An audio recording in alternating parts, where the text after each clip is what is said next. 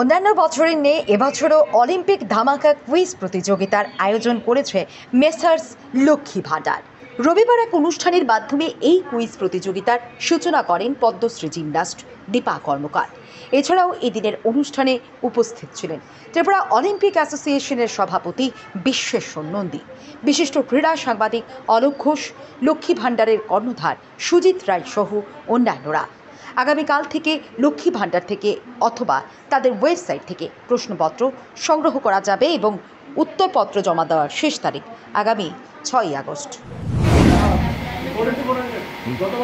লক্ষ্মী ভাণ্ডার অন্যান্যবারের মতো এবছরও অলিম্পিক ধামাকা কুইজের আয়োজন করেছে।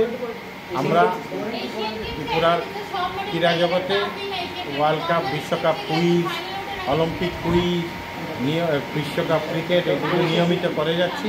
এবছরও আমরা করছি। প্রত্যেকবারই আমাদের প্রতিনিধি অলিম্পিকে আমাদের এই যে প্রশ্নপত্র এটা নিয়ে হাজির থাকে। এবছরও চেষ্টা করছি নিজে হাজির থেকে প্যারিসে যাতে আমরা সবাই কাছে পৌঁছে দিতে পারি। ত্রিপুরা থেকে আমরা এই অর্গানাইজ করছি।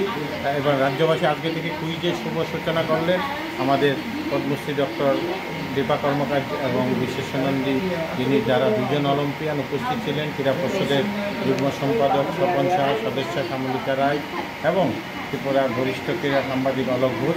আমরা যে প্রশ্নটা আগামী কাল থেকে আপনারা লক্ষ্মী ভাণ্ডারের থেকে প্রশ্নপত্র নিতে পারবেন রাজ্যবাসী, এবং আমাদের ওয়েবসাইট থেকেও নিতে পারবেন। সহজ 3টি প্রশ্ন উত্তর দেবেন, দিয়ে আপনারা অনেকগুলো পুরস্কার আছে। প্যারিস অলিম্পিকে ভারতের দখলে মোট 6টি পদক আসবে? সোনা, রূপা, ব্রোঞ্জ, মেডেল। প্রথম কোয়েশ্চেন হচ্ছে এটা।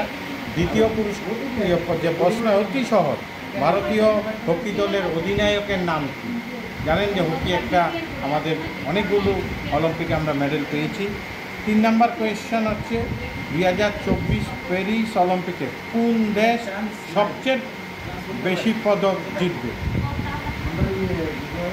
3টা সহজ প্রশ্ন। আবারও বলছি, প্যারিস অলিম্পিকে ভারতের